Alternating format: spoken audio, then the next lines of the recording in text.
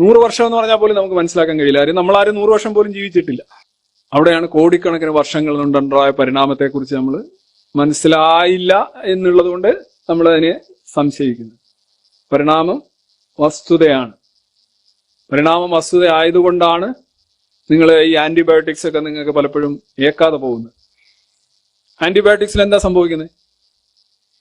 Antibiotics കുറെ നേരം കഴിക്കുമ്പോൾ പിന്നെ ആന്റിബയോട്ടിക്സ് നിങ്ങൾക്ക് അത് നിരോധിക്കേണ്ടി വരുന്നു, അത് എടുത്തു മാറ്റേണ്ടി വരുന്നു. അതിന്റെ കാരണം എന്താ?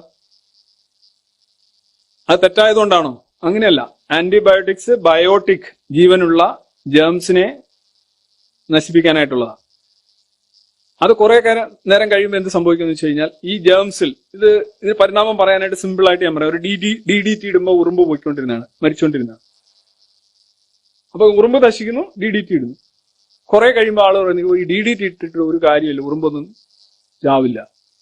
എന്താ അവിടെ സംഭവിച്ചത്? പരിണാമം. ആദ്യം DDT വരുന്നു, ഉറുമ്പുകളെല്ലാം ഉണ്ട്. ഇതിനകത്തൊരു 50 കോടി ഉറുമ്പുണ്ടെന്നിരിക്കട്ടെ, അതിനങ്ങോട്ട് തളിക്കുന്നു. അപ്പൊ എന്ത് ചെയ്യും? 50 കോടിയിൽ 49 കോടിയും മരിക്കുന്നു. പക്ഷെ 1 കോടി ഇത് കെമിക്കലായിട്ട് അതിജീവിക്കുകയാണ്.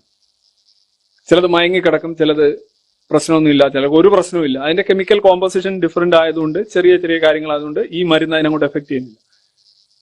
അപ്പൊ ആ 1 കോടിയിൽ നിന്ന് മരിക്കാതെ വരുന്ന ഒരു 1000 ഉണ്ടെന്നിരിക്കും, 1000 ഉറുമ്പ് ഉണ്ടെന്നിരിക്കട്ടെ.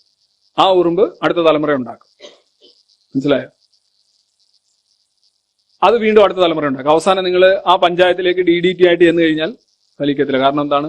ഈ 50 കോടി ഉറുമ്പുകളിൽ നിന്ന് അതിജീവിച്ച ഉറുമ്പുകളുടെ തുടർ തലമുറയാണ് നമ്മളിപ്പോ കാണുന്ന ഉറുമ്പുകൾ. നമ്മൾ നോക്കുമ്പോൾ ഉറുമ്പ്, ആ ഉറുമ്പ്, ഈ ഉറുമ്പ് എല്ലാം ഒരു ഉറുമ്പല്ല യഥാർത്ഥത്തിൽ.